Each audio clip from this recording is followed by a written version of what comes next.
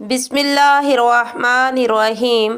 رمضان المبارک کے آداب۔ اللہ رب العزت نے فرمایا، یہ جھوٹ، غیبت، گالم گلوچ جیسی تمام بری باتوں کے خلاف ڈھال ہے۔ روزہ میرے لیے ہے اور اس کا ثواب بھی میں خود ہی دیتا ہوں۔ اللہ تعالیٰ نے قرآن کریم میں ارشاد فرمایا ہے، اے ایمان والو، روزے جس طرح تم سے پہلے لوگوں پر فرض کیے گئے تھے تم پر بھی اسی طرح فرض کر دیے گئے ہیں تاکہ تم پرہیزگار بن جاؤ۔ رمضان کا مہینہ وہ ہے جس میں قرآن مجید نازل کیا گیا، جو لوگوں کے لیے سراسر ہدایت ہے اور اس میں لوگوں کی صحیح رہنمائی کی باتیں ہیں اور غلط اور صحیح کو الگ الگ کر دینے والی صاف اور واضح باتیں موجود ہیں۔ سو تم میں سے جو کوئی اس مہینے میں موجود ہو وہ اس پورے مہینے کے روزے ضرور رکھے۔ حضرت سلمان فارسی رضی اللہ تعالیٰ عنہ سے روایت ہے کہ ماہ شعبان کی آخری تاریخ کو رسول اللہ صلی اللہ علیہ وآلہ وسلم نے ہم کو ایک خطبہ دیا۔ اس میں آپ صلی اللہ علیہ وآلہ وسلم نے ارشاد فرمایا، اے لوگو، تم پر ایک عظمت اور برکت والا مہینہ آ رہا ہے۔ اس مبارک مہینے کی ایک رات شب قدر ہے، 1000 مہینوں سے بہتر ہے۔ اس مہینے کے روزے اللہ تعالیٰ نے فرض کیے ہیں اور اس کی راتوں میں بارگاہ خداوندی میں کھڑے ہونا یعنی نماز تراویح پڑھنے کو نفل عبادت مقرر کیا ہے، جس کا بہت زیادہ ثواب ہے۔ جو شخص اس مہینے میں اللہ کی رضا اور اس کی محبت حاصل کرنے کے لیے کوئی غیر فرض عبادت، اللہ کی رضا اور ثواب حاصل کرنے کے لیے افطار کرائے تو اس کے لیے گناہوں کی مغفرت اور دوزخ کی آگ سے آزادی کا ذریعہ ہوگا اور اس کو روزہ دار کے برابر ثواب دیا جائے گا، بغیر اس کے کہ روزہ دار کے ثواب میں کمی کی جائے۔ آپ صلی اللہ علیہ وآلہ وسلم نے عرض کیا کہ یا رسول اللہ صلی اللہ علیہ وآلہ وسلم،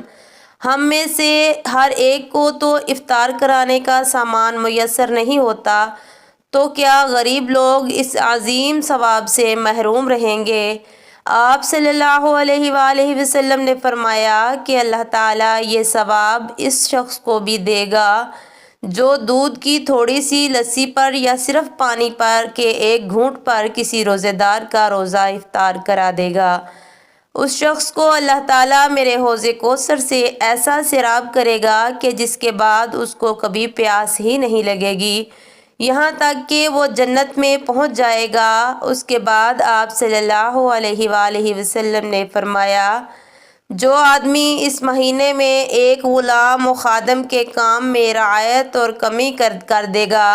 اللہ تعالیٰ اس کی مغفرت فرما دے گا اور اس کو دوزخ سے رہائی اور آزادی دے گا۔ حضور اکرم صلی اللہ علیہ وآلہ وسلم نے ارشاد فرمایا کہ رمضان کے 3 عشرے ہیں۔ اس کا پہلا عشرہ سراسر رحمت کا ہے، درمیانی عشرہ نزول بخشش کا ہے اور آخری عشرہ تو عذاب سے خلاصی کی دستاویز ہے۔ حضرت ابو ہریرہ رضی اللہ عنہ سے روایت ہے، انہوں نے فرمایا کہ سید اولین آخرین رسول برحق صلی اللہ علیہ وآلہ وسلم نے ارشاد فرمایا، جس شخص نے رمضان کے روزے رکھے حالت ایمان میں اور کیفیت احتساب میں، اس کے لیے اس کے پہلے گناہ معاف کر دیے جائیں گے، اور جو شخص رمضان میں عبادات میں مصروف رہے گا حالت ایمان میں اور کیفیت احتساب کے ساتھ، اس کی پچھلی غلطی کوتاہیاں معاف کر دی جائیں گی، اور جس شخص نے حالت ایمان اور کیفیت احتساب کے ساتھ شب قدر میں عبادات کی، اس کی گزری غلطی کوتاہیاں بخش دی جائیں گی۔ روزہ ایک ایسی عبادت ہے کہ جس کے بارے میں سرکار دو عالم صلی اللہ علیہ وآلہ وسلم کا ارشاد مبارک ہے کہ اللہ تعالیٰ فرماتا ہے، روزہ میرے لیے ہے اور اس کا اجر بھی میں خود ہی دیتا ہوں، یعنی یہ اللہ اور اس کے بندے کا براہ راست معاملہ ہے کہ بندہ اللہ تعالیٰ کے حکم کی بجا آوری میں تمام دن کھانے پینے اور نفسانی خواہشات سے رکا رہتا ہے اور اس کے ان آداب کی پوری پابندی کا خیال و احساس رکھتا ہے اور ان پابندیوں کے مطابق اپنی دن رات کو گزارنے کی کاوشیں کرتا رہتا ہے تو یقیناً اللہ تعالیٰ اس کا اجر خود ہی عطا فرماتا ہے۔ ایک اور حدیث مبارک میں ارشاد فرمایا، روزہ آدمی کے لیے ڈھال کا کام کرتا ہے بشرطے کہ وہ اسے ضائع نہ ہونے دے۔ حضرت ابو ہریرہ رضی اللہ عنہ سے روایت ہے کہ جب یہ ارشاد فرمایا تو عرض کیا گیا، اسے کسی کے ساتھ ضائع کیسے کیا جا سکتا ہے؟ ارشاد فرمایا، جھوٹ یا غیبت کے ساتھ،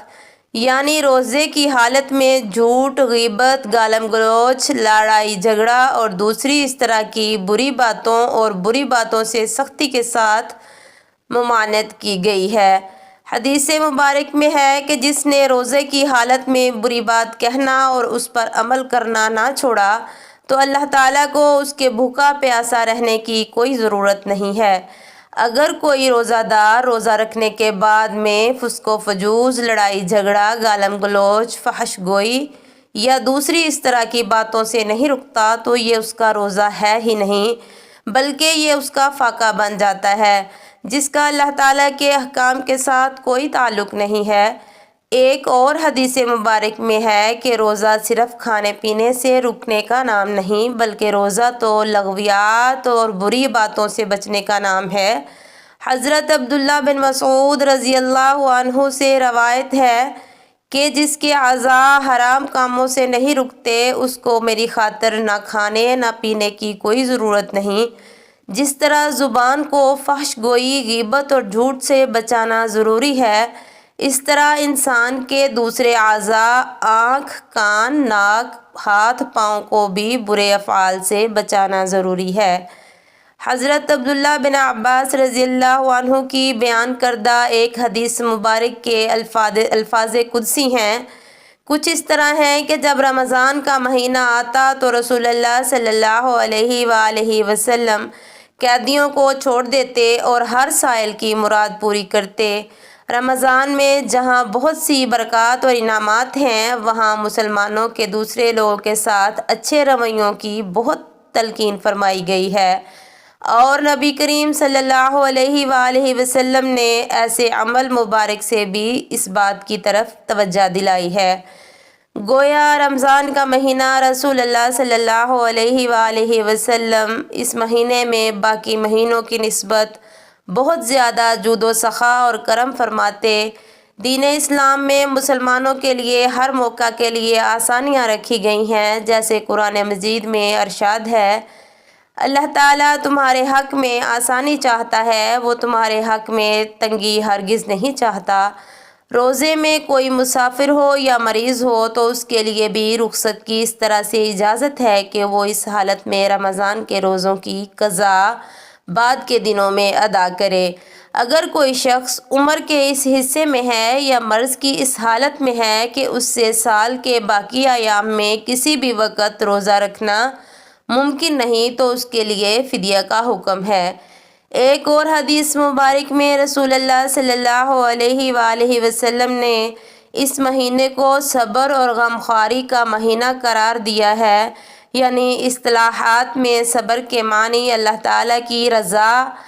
کے لیے اپنے نفس کی خواہشوں کو دبانا اور تلخیوں اور ناگواریوں کو برداشت کرنا ہے، جس سے اس کے اندر ان غربا و مساکین کی ہمدردی کا جذبہ بھی پیدا ہوتا ہے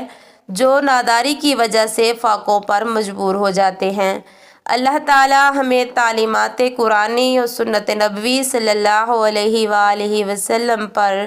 پورے طریقے سے عمل کرنے کی توفیق عطا فرمائے۔ آمین ثم آمین۔ جزاکم اللہ خیرا۔